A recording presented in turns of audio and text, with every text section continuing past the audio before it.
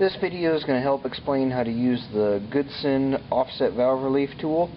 To use this properly, you're going to need a 2.5 and a 4mm Allen wrenches to operate the screws. You need to make sure that you got this one loose for sliding back and forth as far as adjustability for guide center to centers, and then depending on which tool you're using, it's either going to be set up for the 7mm guides like the one we have here, or there's also an 8mm version. To install the tool in the head and make a cut such as like what we did right here, we're going to move on and do the other intake, but we're going to go, this intake went towards this intake, so we're going to do this intake towards that exhaust, which is going to match up with what you can see is left of the factory style relief in the cylinder next to it.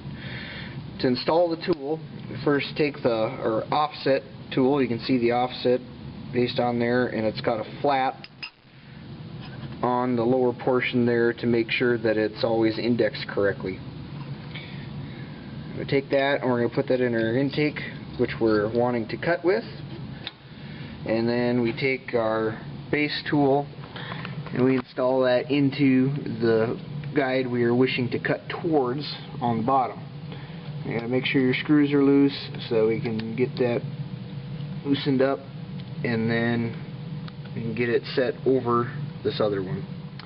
Once we have them in there, you can go ahead and tighten up the pilot guide on the bottom for the adjustable side, and then we also want to tighten this up. I suggest that you wiggle that section back and forth to left and right as you tighten the set screw on the other side with the flat blade to make sure that you end up correctly positioned on the flat and it's not cockeyed or there's no wiggle room. You also need to be careful when you're doing this that you don't get this base too out of true to the guides, or it can bind up. When you're setting it, you should be able to come up here and be able to turn this back and forth as you tighten up that screw. And you just slowly tighten the screw, keep turning it back and forth until it doesn't turn anymore, and then you're finished up. You can tighten the screw on that flap. They're small screws, so be careful not to over tighten them. They just need to be snug. And as you can see, when we're done there, we have this pilot that's offset in the hole to provide our cut over on this side of that valve. We have a few different chamber cutter styles, including the 45-degree cut with a small radius on both ends that we're going to be using, and then we also have a 20-degree base cut that's got a much larger radius. Use the one that's going to fit up best to your chamber. This 20-degree with large radius is a little too big for our small chamber in this 6-liter Ford head, so that's why we've gone with this 45 to make a nice blended cut like you can see here, and then we'll just make our new cut over there. Alright, now we're ready to make our cut. I already squared up with a regular pilot and a separate guide to make sure that we're perpendicular to the head. I do it separately to a different guide versus just off of our offset pilot, because there's more area in the guide to help stabilize it and make sure that it's square.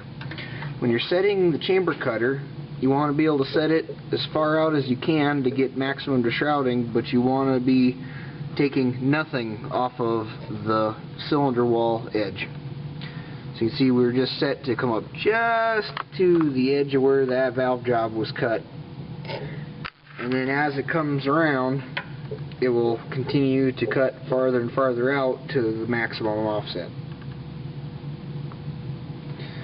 So now if we set up and make this cut,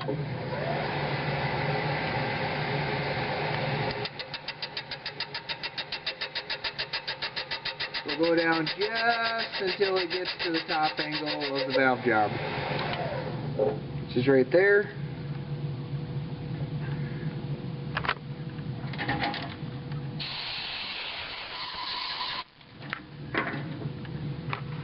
You can see how nicely that blends out, and now we've deshrouded